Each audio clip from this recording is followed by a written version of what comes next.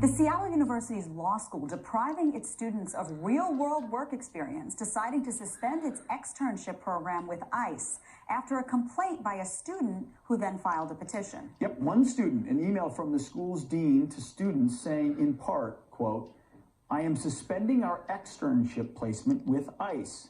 Based on its current policies and practices, as educators, lawyers, and soon-to-be lawyers, we hold particular power and bear a special responsibility to be peacemakers and to assist those who are suffering due to the unjust operation of our legal system, laws, and their enforcement." Here to react, campusreform.org correspondent and third-year law student at Seattle University School of Law, Thomas Reinhardt. Thomas, thank you very much for being here this morning. So you heard what the dean had to say. This externship has to end because it's unethical as lawyers to work with ICE. What do you say to that?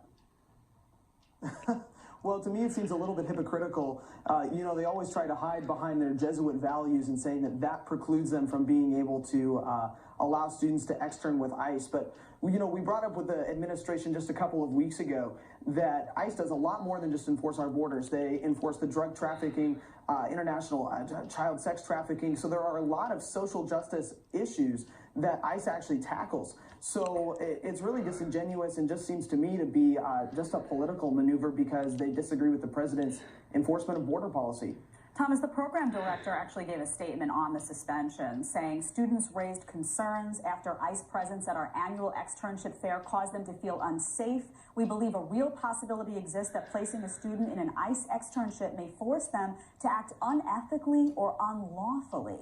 What's your response to that statement? Yeah, well, we've seen this a lot over throughout other college campuses. The Leadership Institute's Campus Reform has done a great job of reporting on that. But what's really interesting is that in a law school, we're faced with these same issues with our student body, where people feel unsafe, and it's frankly.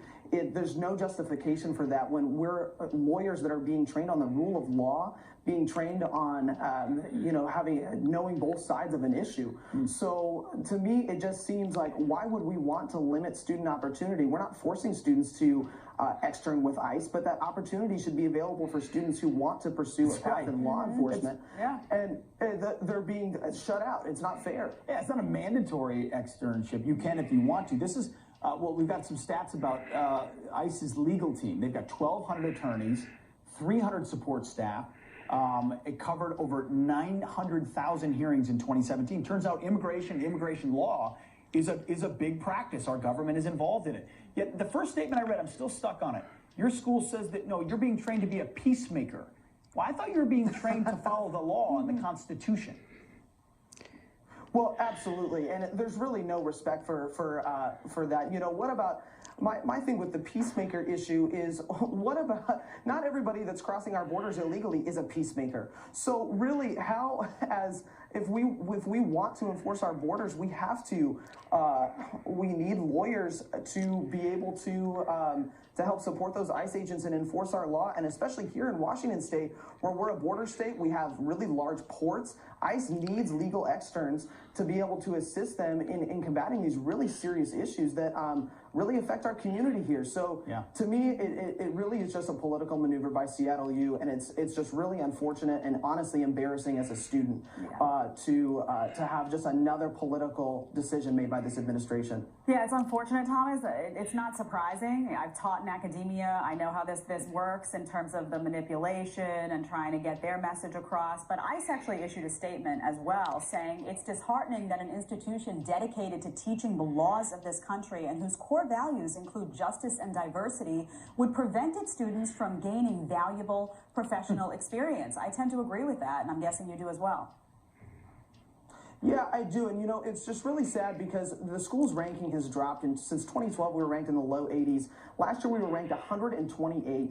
And so we've fallen 40 some odd spots in the last 5 years. And in large part because they're not focusing on the rule of law. They're not focusing on training students to have experiences that will actually help them in the real world. They're focusing on racial justice book trainings and clubs and gender and the law. I mean, I had to fight to get a basic tax class offered this next semester.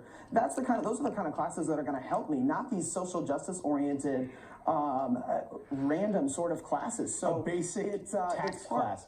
Yeah, That's that's amazing. what happens, Thomas, I have a feeling you just made yourself a lot more popular on campus.